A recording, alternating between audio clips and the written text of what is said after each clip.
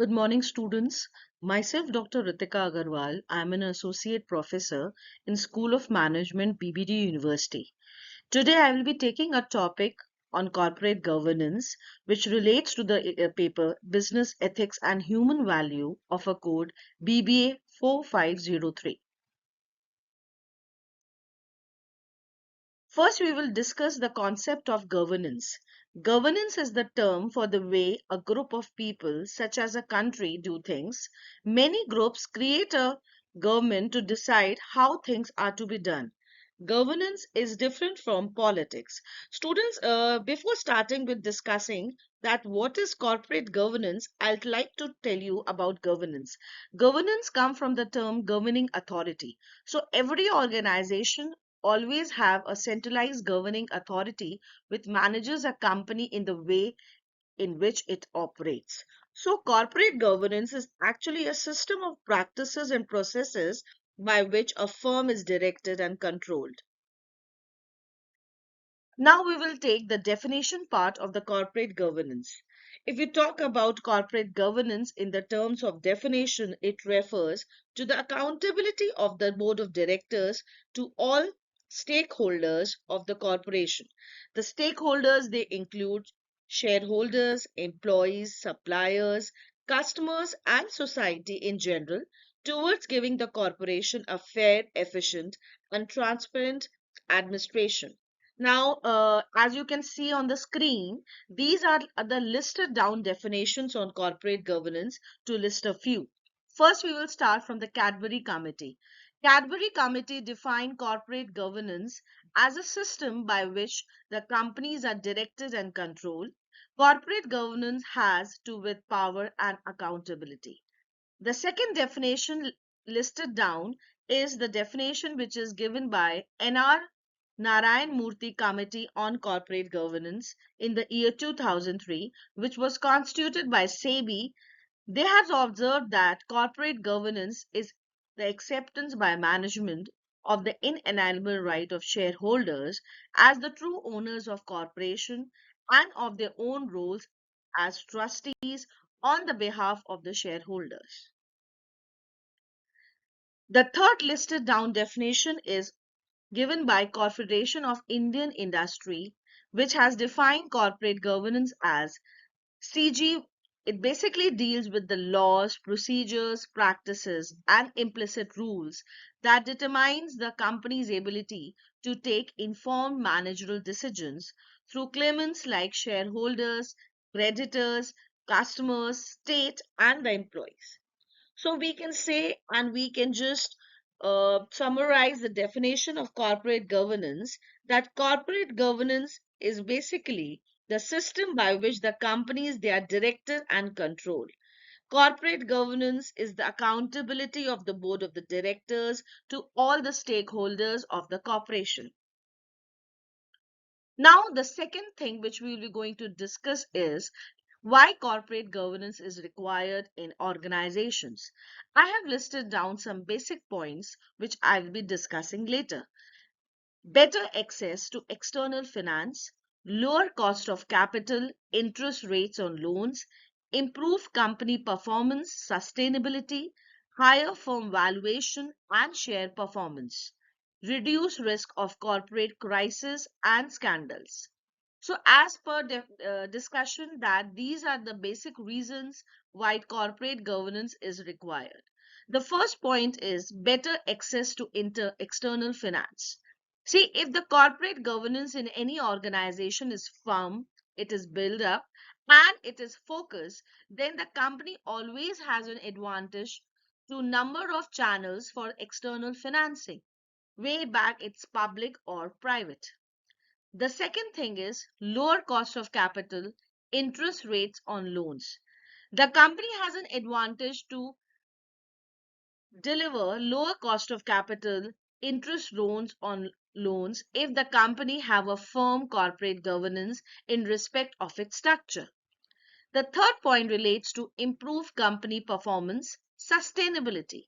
See, any company performance is actually managed by its profit shares and its stakeholders. So the company performance is improved a lot if the company is sustainable in the terms of corporate governance. Corporate governance, of course, which manages, relates to the governing authority, which manages the company. So if the management is efficient, the performance will automatically improve. The next point relates to higher firm valuation and share performance. If the profit making companies are performing efficiently, it will result in the higher firm valuation and share performance. So both of these are the explicit indicators for the company who are performing good.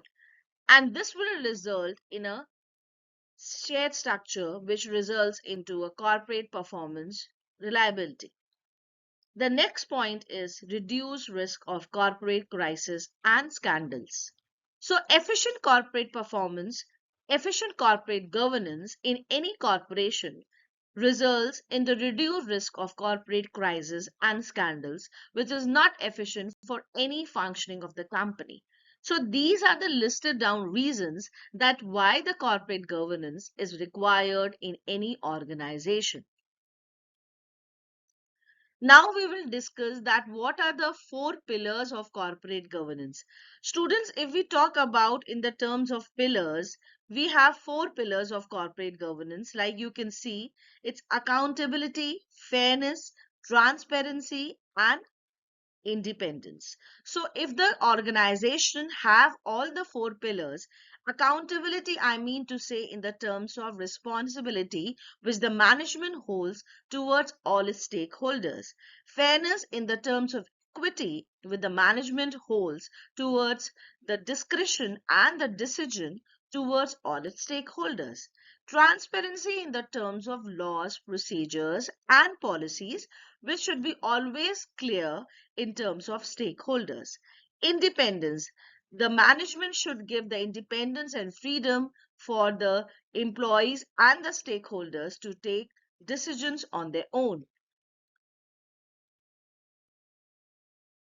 Now, in this particular slide, you all can see the principles of corporate governance, which I have shown through pictorial representation.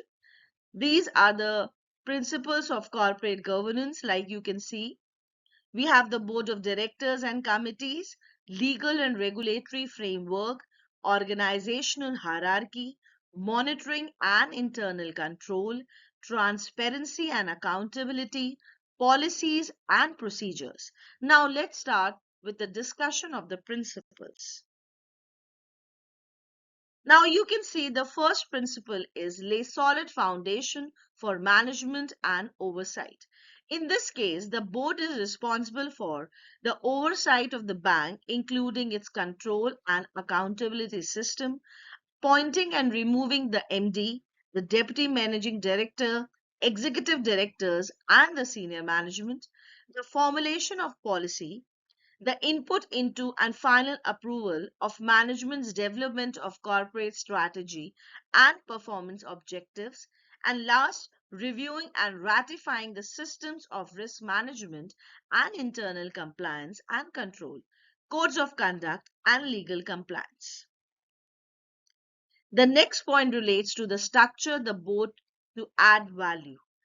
The group should always ensure that should be a balance of independence, diversity of skills, knowledge, experience, perspective, and gender among the directors. It should have a board of effective composition, size, and commitment to adequately discharge the responsibilities and duties. So, as the corporate governance totally relies on the management, totally relies on the governing authority, so it is the responsibility of the board of directors to see that any sort of inequity doesn't take place. The third point is promote ethical and responsible decision making. The board should always ensure that the bank promotes ethical and responsible decision making and should comply with all the relevant policies, laws, regulations, code of best business practice using the group ethics and operating principles. See, now it students, it is the responsibility of the board I mean to say the governing board, who always ensures that ethical decision making should be there, with keeping in mind all the relevant policies, laws, regulations, and codes of best practices. The next point is safeguarding integrity in financial reporting. The board should have a structure in place to independently verify and safeguard the integrity of the holding company's financial reporting, which is including the internal audit department, headed by the chief internal auditor, and the establishment, as required by law, of the audit committee to which the chief internal auditor reports. Then the next point is make timely and balanced disclosure. See, students, disclosure comes in transparency. So it is the responsibility of the governing authority to always make timely and balanced disclosure. The board should promote timely and balanced disclosure of all the material matters concerning the bank. To achieve this, the bank has put in place structures designed to ensure compliance with the relevant legislations and to ensure accountability at a senior management level for that compliance. The next in this series is respecting the rights of the shareholders. The board should always respect the right of the shareholders and facilitates them for the effective exercise of those rights. To conclude, the board should have the responsibility for ensuring that a satisfactory dialogue with the shareholders should take place. Thank you so much for today's discussion, students. Hope the things have been clear to all of you, and it was nice teaching you. Thank you so much.